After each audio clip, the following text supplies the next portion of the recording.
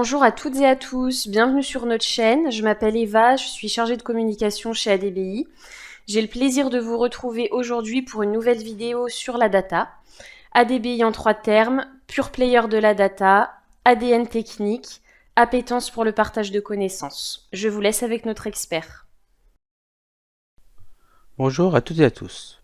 Dans le cadre de la sensibilisation et développement sous Talent Studio Data Intégration, ADBI vous propose de courtes vidéos pour vous aider à appréhender cette solution. N'hésitez pas à revenir vers nous pour toute question. Je vous remercie. Voyons à présent une notion élémentaire dans Talent qui est la notion de schéma. Ce qu'il faut bien comprendre, c'est que Talent est metadata driven. C'est-à-dire que c'est un outil qui va vous permettre de générer de la data, manipuler de la data, mais il faut savoir quelle est la donnée qu'il va manipuler. Par exemple, on peut voir qu'il y a un warning dans le composant, puisqu'il va vous dire que aucun schéma n'est défini. En effet, il ne sait pas quelles sont les colonnes qu'il doit récupérer.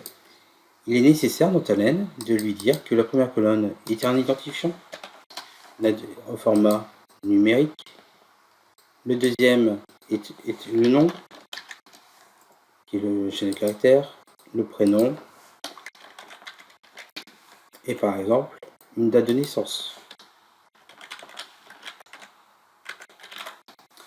Et on va définir le schéma, et dans le cas de la date de naissance, on va définir le schéma date, et on va pouvoir définir le pattern de la base de données. Pour accéder à tous les patterns, comme il est stipulé dans l'interface, vous faites CTRL espace et vous pouvez récupérer l'ensemble des patterns existants ou écrire le vôtre. Nous pouvons imaginer aisément que si on manipule le ID nom prénom date de naissance, ça serait totalement différent si nous manipulerions d'abord la date de naissance, après le prénom, le nom et l'ID au niveau de la position. Talend, lors de la lecture du fichier, va marcher en mode positionnel et non pas en format des noms. Donc le premier champ ira dans l'ID, le deuxième champ ira dans le nom. Donc vous devez faire très attention à la structure que vous voulez manipuler.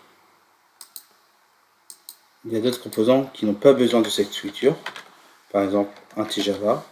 On voit qu'il n'y a pas cette notion de schéma, donc il ne manipule pas de la data. Dans le telocro, il y a une notion de schéma, et vous aurez systématiquement le bouton Sync Columns. Le bouton Sync Columns vous permet de récupérer le schéma du composant en amont. Dans notre cas, si je clique sur le lien main ou si je clique sur le lien modifier le schéma, ce n'est pas la peine de faire le sync colonne parce qu'il a fait la modification par lui-même. Mais parfois, il faudra que vous utilisiez ce composant si vous voyez des dissonances au niveau des schémas. Merci. Et voici ce qui conclut notre vidéo. Merci à toutes et à tous pour votre écoute. Si elle vous a plu, n'hésitez pas à partager et à liker. Vous pouvez aussi vous abonner à notre chaîne YouTube et visionner toutes les vidéos précédentes.